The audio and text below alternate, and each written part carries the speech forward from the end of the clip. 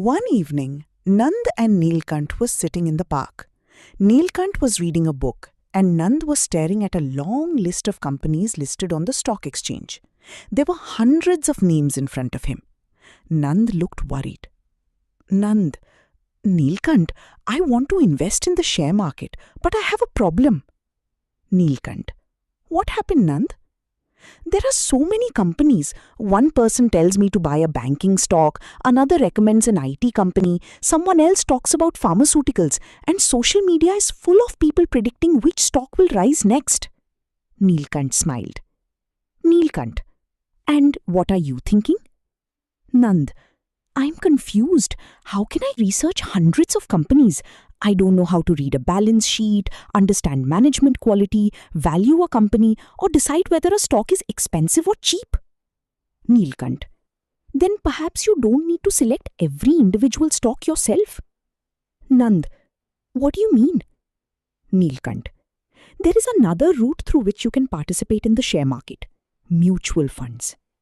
Nand looked curious. But aren't mutual funds completely different from the share market? Not necessarily. Some mutual funds invest primarily in shares of companies. The difference is that instead of you selecting individual shares, the mutual fund pools money from many investors and invests that money according to the fund's stated objective. Nilkanth picked up a basket from the table. Imagine you have money to invest, but you don't know which apples to pick from a huge market. That's exactly how I feel about stocks. Instead of selecting individual apples yourself, you can buy a basket containing many apples. A mutual fund works somewhat like that. So when I invest in a mutual fund, I am buying a basket of investments? Yes, your money is pooled with money from other investors. The fund then invests according to its investment objective. And who decides what to buy? That depends on the type of mutual fund. In an actively managed fund, a professional fund manager and the investment team make decisions about which securities to buy and sell within the fund's mandate. So, instead of becoming an expert stock picker myself, I can invest through a professionally managed portfolio? That is one of the reasons investors consider mutual funds. Nilkanth, if I invest through mutual funds, does that mean I don't have to worry about the stock market? Nilkanth laughed. No, Nand. Mutual funds don't make market risk disappear. Then what changes? Suppose you buy shares of only one company. If that company performs badly, your investment can be heavily affected. Right? But a diversified equity mutual fund may invest in shares of many companies. The poor performance of one company may therefore have a smaller effect on the entire portfolio. So, diversification is one of the important features. Exactly. But remember, diversification reduces concentration risk. It does not guarantee profits or protect you from a fall in the overall market. Now I'm interested. But I looked at mutual funds online and found hundreds of schemes. Why are there so many? Because mutual funds are not all designed for the same purpose. Let's understand their broad categories. First are equity mutual funds. These primarily invest in shares of companies. So this is the mutual fund route to participate in the stock market?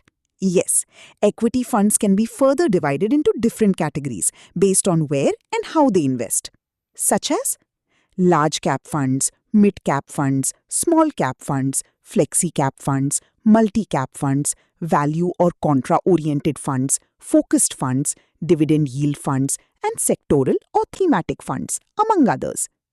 That's a lot. Don't worry, the basic idea is simple.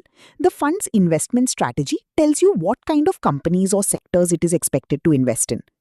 So, if I don't want to select individual companies myself, an equity mutual fund can give me exposure to a portfolio of companies? Correct. What is an index fund? An index fund generally follows a particular market index instead of trying to actively select stocks to outperform that index.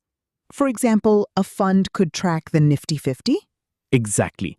If an index fund tracks a particular index, its portfolio is designed to mirror that index, subject to tracking differences. So the fund manager isn't constantly trying to guess which stock will become the next winner? Correct. The objective is generally to track the index. That sounds simpler. It can be, but you should still examine costs, tracking difference, the index itself, and other fund characteristics. Can a mutual fund invest in both shares and bonds? Yes, these are broadly called hybrid funds. So instead of choosing between equity and debt myself, the fund can combine them? Yes, depending on the particular hybrid fund strategy. Why would someone want both? Because equity and debt can behave differently. A hybrid fund may seek to balance growth potential from equity with the characteristics of fixed income investments. But the risk depends on how much equity and debt the fund has. Very good. Nand pointed to another category. Nand, what about debt funds? Nilkanth primarily invest in fixed income securities, such as government securities, treasury instruments, corporate bonds, and other money market or debt instruments, depending on the scheme. So these funds don't primarily invest in company shares? Correct. Are they risk-free? Nilkanth shook his head. No investment should be called risk-free simply because it is a debt fund. Debt funds can face interest rate risk, credit risk, liquidity risk, and other risks depending on their portfolio. So I need to understand what type of debt securities the fund holds? Exactly. I also see something called solution-oriented funds. What are those? These are mutual fund schemes designed around specific long-term financial goals, such as retirement or children's future. So the focus is more on a financial objective? Yes. However, you should still understand the scheme's investment strategy, risk, and applicable conditions, rather than assuming that the word retirement or children makes it automatically suitable. What is a fund of funds? Think of it as a basket that invests in other investment funds. Instead of directly buying individual securities? Exactly. A fund of funds may invest in other mutual fund schemes or other funds, depending on its mandate. So there can be a basket inside another basket?